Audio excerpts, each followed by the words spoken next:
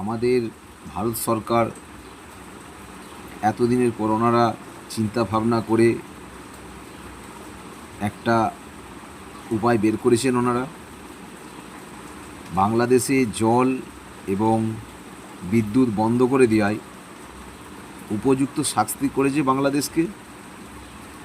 ওনারা বুঝতে পারুক যে আমরা ছোট একটা সমস্যা নিয়ে এত ভাঙচুর, এত মানুষজনকে হ্যারাসমেন্ট করা